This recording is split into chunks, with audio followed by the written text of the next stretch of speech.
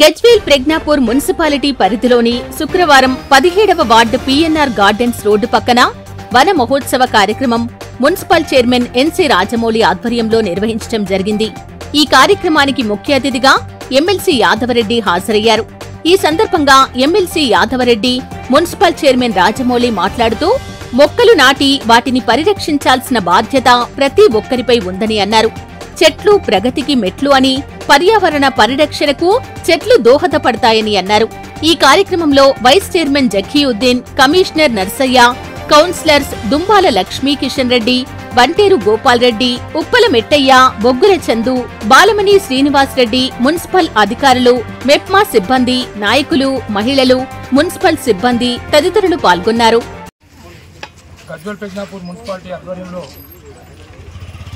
75వ వన మహోత్సవాన్ని కార్యక్రమానికి ముఖ్య అతిథిగా వచ్చేసినటువంటి మన ఉమ్మడి మెదక్ జిల్లా శాసన మండలి సభ్యులు doctor Vanteru Yadavareddy garu, Gajwel municipal vice chairman Zakiuddin garu, మా కమిషనర్ నర్సయ్య గారు, అలాగే స్థానిక కౌన్సిలర్ కిషన్ రెడ్డి గారు, ఉప్పల మెట్టయ్య గారు, బాలమణి శ్రీనివాస్ రెడ్డి గారు, బొగ్గుల చందు గారు, ఈ కార్యక్రమానికి వచ్చిన గోపాల్ రెడ్డి గారు, అలాగే ఆర్పీలు మా ఏఈ శ్రీధర్ రెడ్డి గారు, అలాగే సిబ్బంది,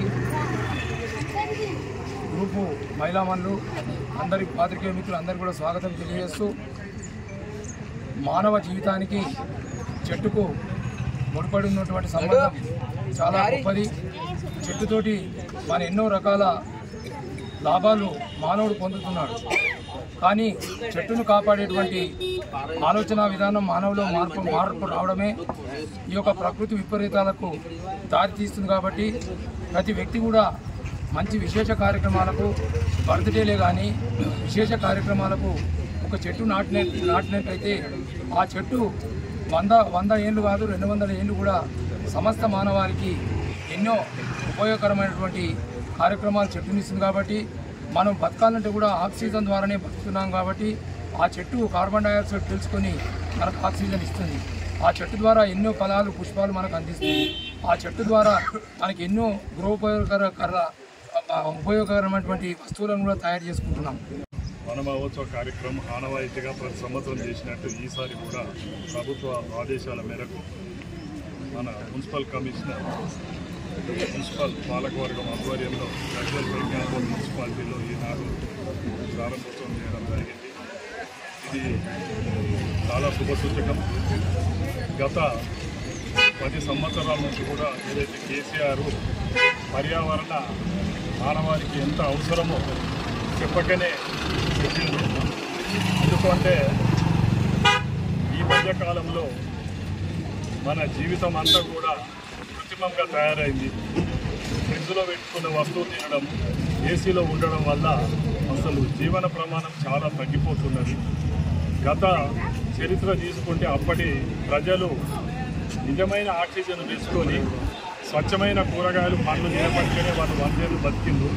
అలాంటి పరిస్థితి లేదు. కాబట్టి అంతేకాకుండా కూడా అంచెలుగా అటు అరణ్యాలను కానీ చెట్లను కానీ నరికివేయడం వల్ల అడవిలో నివసించే జీవరాశులన్నీ కూడా పులులకెళ్ళి మొదలుపెట్టి కోతుల వరకు ఈనాడు గ్రామాల మీద పడి నానా ఇబ్బందులు ప్రజలనే కాదు పంటలను కూడా నష్టం చేస్తుంది.